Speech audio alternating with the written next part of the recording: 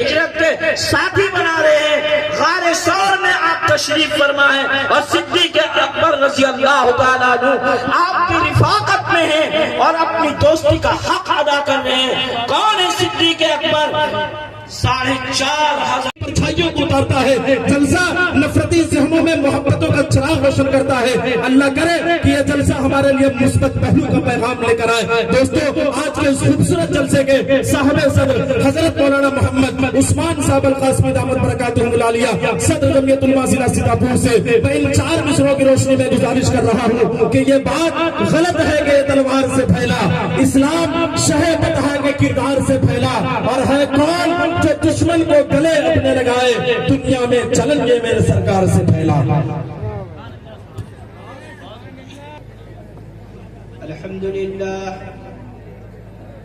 نحمده ونستعینه ونستغفره ونؤمن به ونتوکل علیہ ونعوذ باللہ من شرور انفسنا ومن سیئات اعمالنا من يهده الله فلا مضل له ومن يضلله فلا هادي له ونشهد أن لا إله إلا الله وحده لا شريك له ونشهد أن سيدنا مولانا محمدا عبده ورسوله وصلى الله تعالى عليه وسلم تسليما كثيرا كثيرا أما بعد فأعوذ بالله من الشيطان الرجيم بسم الله الرحمن الرحيم وما أرسلناك إلا رحمة للعالمين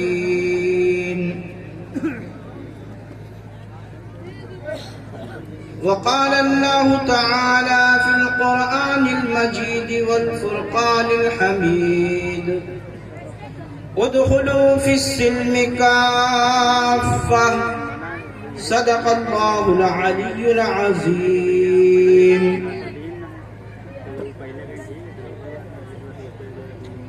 آئے دنیا میں بہت پاک و مکرم بن کر، آئے دنیا میں بہت پاک و مکرم بن کر، لیکن آیا نہ کوئی عالم رحمت بن کر۔ ناظم اجلاس مولانا سفیان حیدر صاحب جس شعر کی طرف رہنمائی کرتے ہوئے توجہ دلائی کہ اسلام کی فطرت میں قدرت نے لچک دی، اسلام کی فطرت میں قدرت نے لچک دی ہے، جتنا ہی دباؤ گے اتنا ہی یہ ابھرے گا۔ حاضرین جلسہ، معزز علماء کرام و شعراء عظام، بابوپور قصبہ کے غیور مسلمانوں، پردہ نشی خواتین اسلام، آج کا یہ عظیم الشان جلسہ سیرت النبی و دستار بندی کے سلسلے میں منعقد ہوا ہے۔ اللہ رب العالمین سے دعا ہے کہ اللہ تعالیٰ اس جلسے کو بے حد قبول فرمائیں اور اس میں تمام حاضر ہونے والے مردوں اور عورتوں کو، سارے لوگوں کو اپنی طرف سے نجات کا ذریعہ بنائیں۔ میرے بھائیوں اور دوستوں، نبی کریم صلی اللہ علیہ وسلم اس دنیا میں اس وقت تشریف لائے جب دنیا کی حالت بہت ہی دیگر گوں تھی۔ ہر طرف ظلم و ستم کے پہاڑ توڑے جا رہے تھے، کفر و شرک کے بادل منڈرا رہے تھے۔ حضرت عیسیٰ علیہ السلام کے دنیا سے جانے کے بعد 500 سال تک درمیان میں کوئی نبی نہیں آیا تھا۔ ایسے پرفتن دور میں کہ ایک انسان دوسرے انسان کے خون کا پیاسا رہتا تھا، بات بات پر جھگڑے اور لڑائیاں ہوتی تھیں، گھوڑے دوڑانے کے لیے बड़ी बड़ी जंगें हो जाती थी अपने जानवरों को घाट पर पानी पिलाने के लिए और कुएं पर पानी पिलाने के लिए कि मेरा जानवर पहले पिएगा, दूसरा कबीला कहता था मेरा जानवर पहले पिएगा।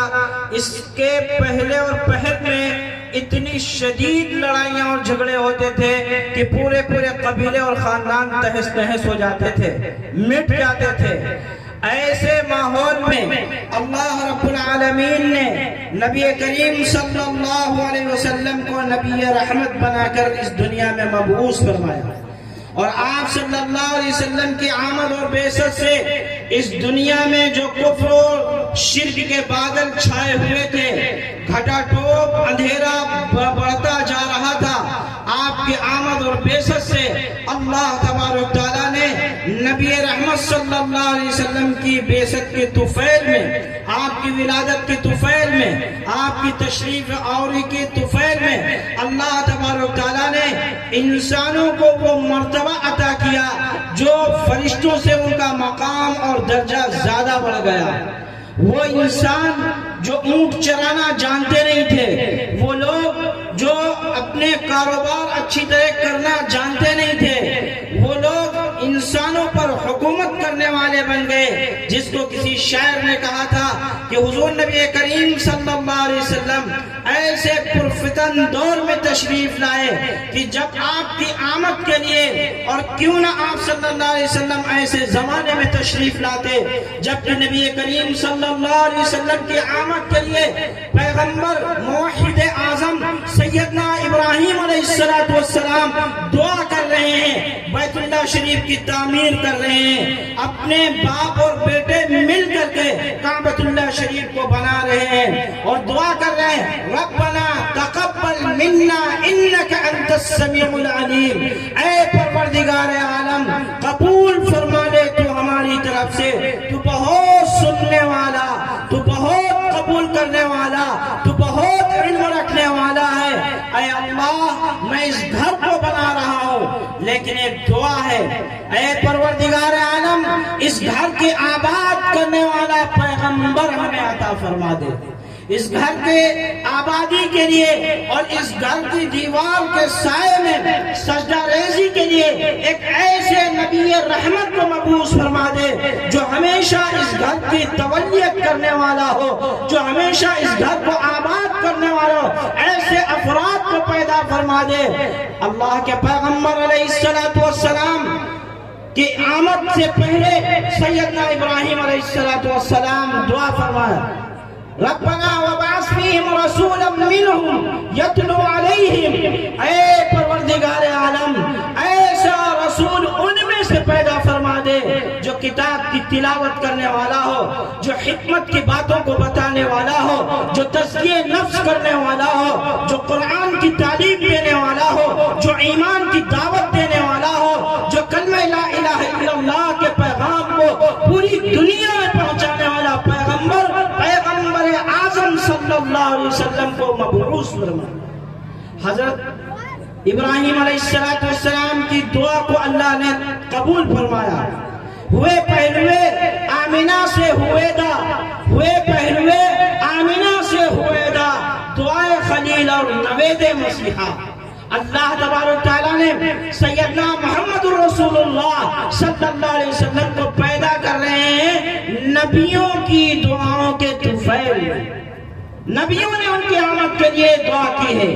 इब्राहीम अलैहिस्सलाम दुआ कर रहे हैं, इस्माइल अलैहिस्सलाम आमीन कह रहे हैं। ऐसे माहौल में हजरत नबी करीम सल्लल्लाहु अलैहि वसल्लम उन्हीं के खानदान में से पैदा हो रहे हैं, यानी हजरत इस्माइल अलैहिस्सलाम की नस्ल। और माहौल क्या था जो मैंने आपको बताया कि ऐसा बिगड़ा हुआ माहौल था। लेकिन एक बात याद रखिए मुसलमानों, जब जब उम्मत पर बुरे वक्त आए हैं, उन उम्मतियों ने और उम्मत के लोगों ने अपने नबियों का तज़किरा किया है, अपने नबियों की सीरत को बयान किया है, अपने नबियों की सीरत पर चले हैं। अल्लाह तबारक तआला ने इनक़िलाब पैदा कर दिया है। حضور نبی کریم صلی اللہ علیہ وسلم کو اللہ نے ابھی نبوت نہیں عطا کی ہے، 40 سال کا زمانہ ہے، خدیجہ کے شوہر بن رہے ہیں، شام کا سفر کرنے والے ہو رہے ہیں، تجارت کرنے والے پیغمبر بن رہے ہیں، ابو طالب کی نگرانی میں ہیں، ابو ہریرہ ابو فہیرہ ان کی رہنمائی کر رہے ہیں کہ آنے والے وقت میں آپ نبی بنیں گے، نبوت کی بشارت دینے والے پادری ہیں، یہود و نصارہ کے بڑے بڑے عالم ہیں جو آپ کو نبوت کی بشارت اور خوشخبری دے رہے ہیں۔ میرے بھائیوں اور دوستو، لوگوں نے جب نبی کی سیرت کو ملاحظہ کیا اور نبی کی سیرت کو اپنی کتابوں میں دیکھنا اور پڑھنا شروع کیا تو اللہ نے نبی کی برکت اور نبی کی آمد سے پورے ماحول مکہ کے ماحول کو بدل دیا۔ اللہ نے ماحول بدلا نہیں بدلا، جہاں ظلم ستم کے پہاڑ توڑے جا رہے تھے وہاں رحم و کرم کے معاملے ہو رہے ہیں، جہاں خون میں ہاتھوں کو ڈبو کر کے فیصلے کیے جاتے تھے کہ ہم فلاں قبیلے کی جان لے لیں گے، ایک ایک بچے کو ہم اپنی تلوار کی نوک پہ اچھال دیں گے، وہی مکے والے اپنے رحم و ستم اور رحم و کرم کا معاملہ کر رہے ہیں۔ کیسا رحم و کرم کا معاملہ کر رہے ہیں؟ نبی کریم صلی اللہ علیہ وسلم جبل نور سے تشریف لا رہے ہیں، اتر کر حرا سے سوئے قوم آیا اور ایک نسخہ کیمیا ساتھ لایا۔ قرآن کریم کا نزول ہو رہا، اقرأ بسم ربک الذی خلق کی آیاتیں نازل ہو رہی ہیں آپ صلی اللہ علیہ وسلم پر۔ حضرت خدیجہ رضی اللہ تعالیٰ عنہ آپ کو تسلی دے رہی ہیں، جبریل امین آپ کو اپنی آغوش میں لے کر کے دبوچ رہے ہیں، حضرت محمد صلی اللہ علیہ وسلم کو تسلی ہو رہی ہے اس قرآن کے ذریعے جو اللہ نے حضرت جبریل علیہ السلام کے ذریعے آپ کے اوپر نازل فرمایا۔ 23 سال کے عرصے میں قرآن کا نزول ہو رہا ہے، رفتہ رفتہ آہستہ آہستہ قدرے قدرے قرآن نازل ہو رہا ہے، اور اس 23 سال کے دور میں مکہ اور عرب کی زمین اور عرب والوں کی قسمت کے اللہ فیصلے بدل رہا ہے، فیصلے بدل رہا ہے۔ جو لوگ جانوروں کو چرانا نہیں جانتے تھے وہ لوگ انسانوں کے سروں پر حکومت کر رہے ہیں۔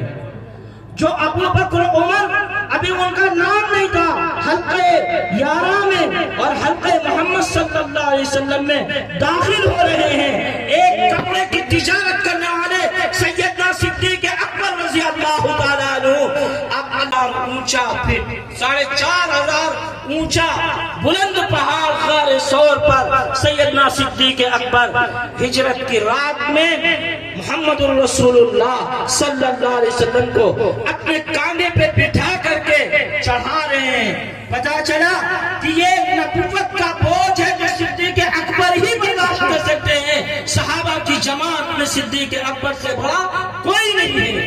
امام صاحب جمعے کی نماز پڑھاتے ہیں اور ارشاد فرماتے ہیں ارحم امتی بی امتی ابو بکر، ابو بکر اس امت کا سب سے زیادہ رحم دل انسان ہے۔ کہیں پر امام صاحب کہتے ہیں اشرف الانبیاء بالتحقیق ابی بکر صدیق، اس انسانی دنیا میں سب سے زیادہ عظیم الشان شخصیت کا مالک نبی کے بعد اگر کوئی ہے تو صدیق اکبر رضی اللہ تعالی عنہ ہے، جو انہوں نے قربانی دی کہ اپنے کندھوں پر بٹھا کر کے محمد رسول اللہ صلی اللہ علیہ وسلم کو غار ثور میں پہنچایا۔ اور غار ثور ہمارے جیسے اے سی نہیں تھی، پنکھے اور کولر نہیں تھے، وہاں ہوا کا کوئی منظم انتظام نہیں تھا۔ صدیق اکبر پہلے جا رہے ہیں اور نبی کریم صلی اللہ علیہ وسلم کو باہر کھڑے کر رہے ہیں کہ آپ تشریف رکھیے، میں پہلے غار ثور کو صاف کر دوں۔ ایک چادر صدیق اکبر کے پاس ہے، اسی چادر سے صدیق اکبر غار ثور کو نبی رحمت صلی اللہ علیہ وسلم کے لیے صاف کر رہے ہیں اور آرام کدہ نبوت بنا رہے ہیں کہ نبوت اس غار ثور میں آرام فرمائے گی۔ صدیق اکبر کے پاس کوئی چیز نہیں وہی چادر کے علاوہ، اس میں بہت سارے سوراخ تھے کیڑوں مکوڑوں کے۔ صدیق اکبر چادر پھاڑ پھاڑ کر ان سوراخوں میں بھر رہے ہیں تاکہ کوئی موذی جانور پیغمبر خدا صلی اللہ علیہ وسلم کو کوئی تکلیف نہ پہنچا سکے۔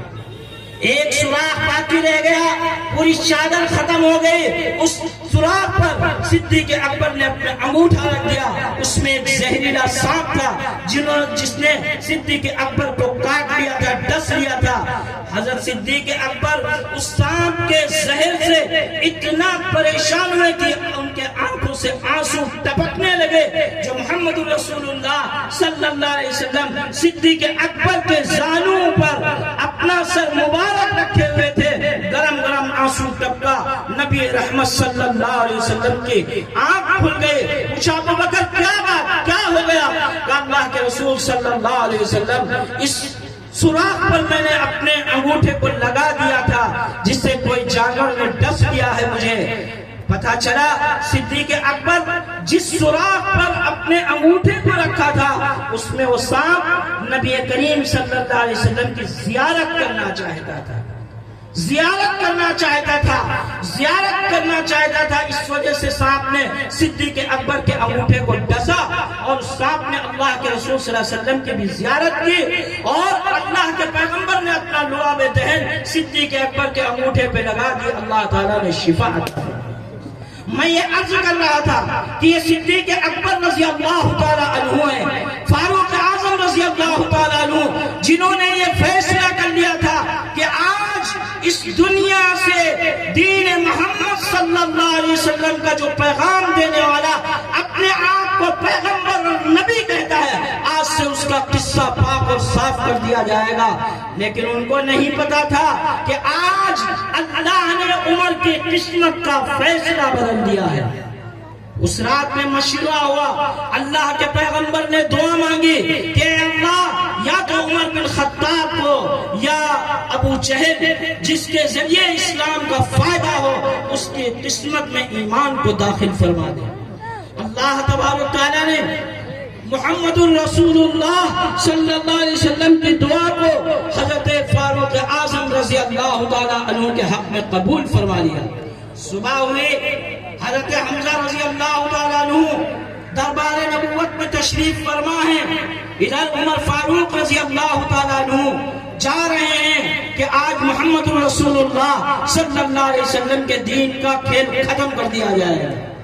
اپنے بہن بھائیوں کے گھر میں پتہ چل رہا ہے کہ قرآن کی تلاوت ہو رہی ہے، قرآن کی تلاوت ہو رہی ہے، قرآن پڑھایا جا رہا ہے، قرآن کا سبق دیا جا رہا ہے۔ سب سے پہلے اپنے بہن اور بھائیوں کی خبر لی۔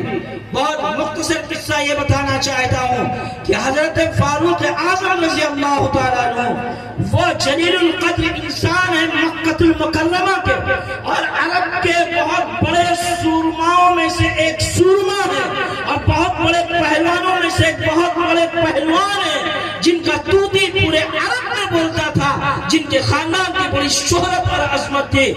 حضرت فاروق اعظم رضی اللہ تعالیٰ عنہ بہنوئی کے گھر پہنچے، پوچھا کیا پڑھا جا رہا تھا؟ کہا تم نہیں پڑھ سکتے ہو۔ حضرت فاطمہ جو فاروق اعظم رضی اللہ تعالیٰ عنہ کی بہن ہے ان سے پوچھا، اور گھسیٹ کے ایک جھاپڑ ان کے بھی مار دیا تماچا۔ وہ بھی جلال میں آ گئی، چونکہ خطاب کی بیٹی تھی۔ انہوں نے کہا جس خطاب کے بیٹے عمر تم ہو اسی خطاب کی بیٹی میں بھی۔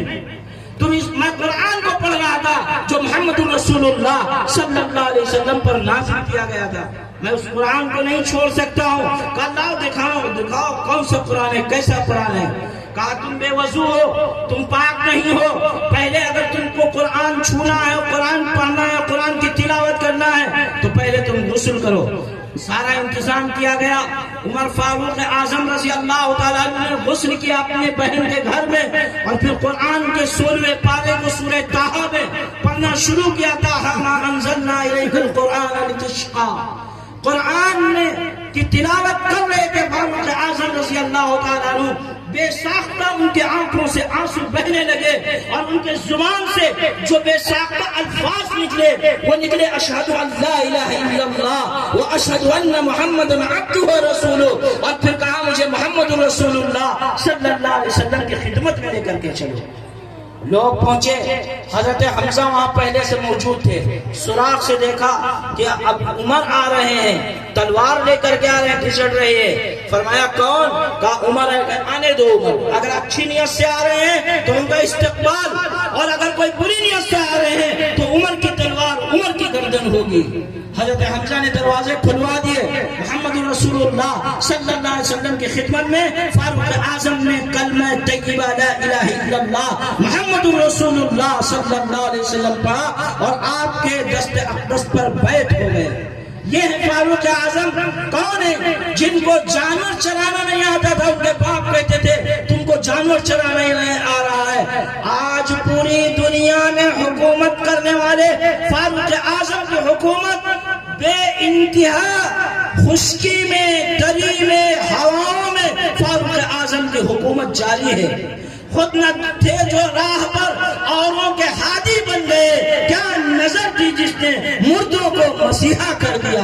محمد رسول اللہ صلی اللہ علیہ وسلم کے دیوانے مستانے اور پیارے صحابہ جب آپ کے صحبت یافتہ ہوئے اور آپ کی صحبت میں آئے تو اللہ نے بڑے بڑے ان کو جلیل القدر صحابہ بنا دیا۔ وہ ستاروں پر، وہ آسمانوں پر ستاروں کے مانند چمکنے لگے۔ کوئی ابو بکر و عمر بن کر چمکا، کوئی علی اور عثمان بن کر کے چمکا، کوئی طلحہ اور زبیر بن کر چمکا، کوئی سعد اور سعید بن کر کے چمکا، کوئی بلال اور عمار بن کر کے چمکا، کوئی عبداللہ ابن مسعود بن کر کے چمکا، کوئی عبداللہ ابن عباس بن کر کے چمکا، کوئی حضرت حمزہ کی شکل میں چمکا، کوئی حضرت حنظلہ کی شکل میں چمکا، کوئی حضرت عائشہ کی شکل میں چمکا، کوئی حضرت خدیجہ کی شکل میں چمکا، کوئی حضرت زینب کی شکل میں چمکا، کوئی حضرت جویریہ کی شکل میں سمجھا۔ الغرض صحابہ کرام مرد ہو یا عورت سارے کے سارے ایسے ہیں کہ جس طریقے سے اندھیری رات میں ستارہ چمکتے ہیں اور ان ستاروں کی چمک سے دنیا والے راہ پا جاتے ہیں، اسی طریقے سے صحابہ کرام کے نقش قدم پر چلنے والے آج بھی ستکتی امت اگر صحابہ کرام اور نبی کی سیرت پر چلے گی اس کو ہدایت کے راستے مل جائیں گے۔ شک یہ ہے کہ سچی عقیدت اور محبت کے ساتھ ہم نبی کی سیرت کو اختیار کریں اور صحابہ کے نقش قدم پر چلیں اور اپنے دین کو اوڑھنا اور بچھونا بنا لے۔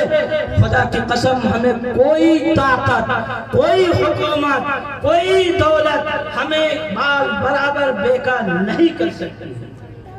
اللہ تبارک تعالیٰ نے ارشاد فرمایا ادخلوا فی السلم کافہ، تم اسلام میں مکمل داخل ہو جاؤ۔ جس طریقے سے ایک بوتل میں پانی بھر دیا جاتا ہے، اپنے آپ کو اسلامی بوتل میں ڈھال لو۔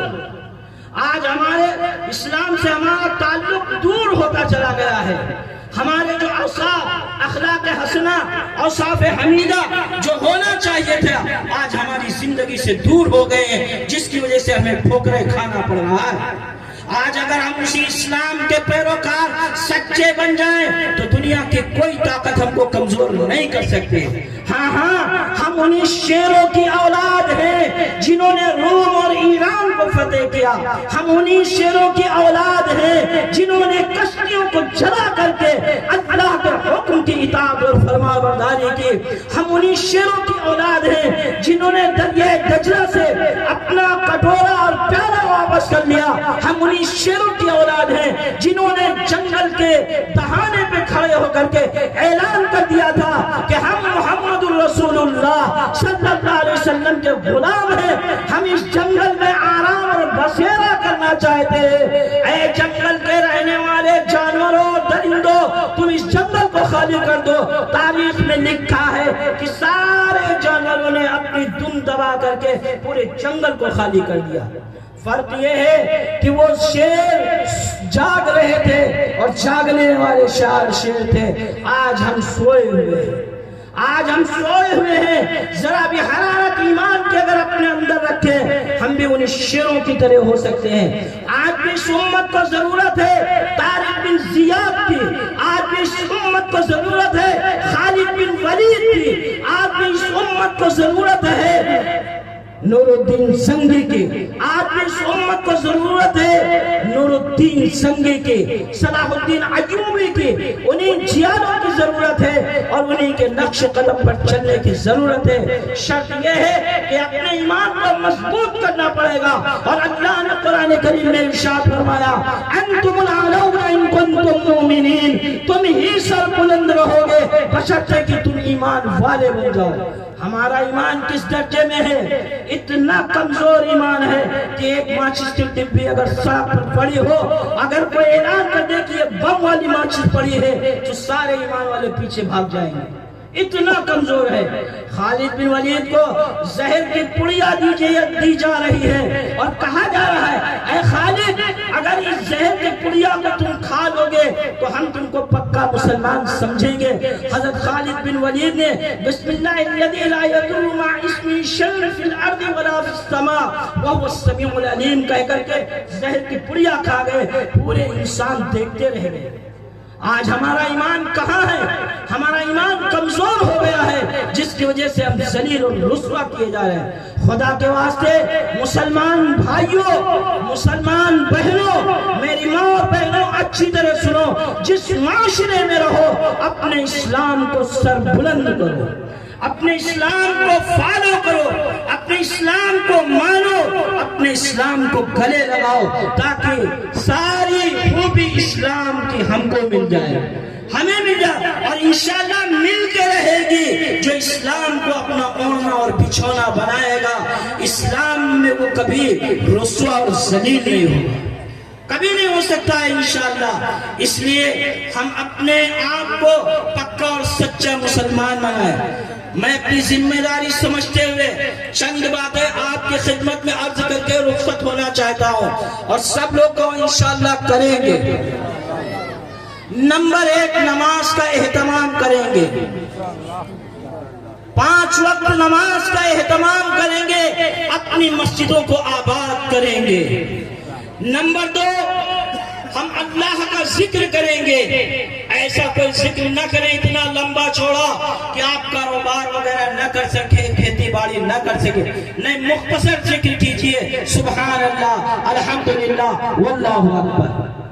تیسری چیز, سیرت النبی سے کہ اسٹیج اور بینر کے ذریعے میں آپ کو یہ پیغام اور دعوت دیتا ہوں کہ روزانہ 24 گھنٹے میں 2 مرتبہ یعنی صبح اور شام, اگر یہ نہ ہو سکے تو کم سے کم 1 مرتبہ محسن اعظم رحمت للعالمین محمد الرسول اللہ صلی اللہ علیہ وسلم کی خدمت میں درود شریف کی 1 تصویر روزانہ پڑھیں گے انشاءاللہ, انشاءاللہ پڑھیں گے.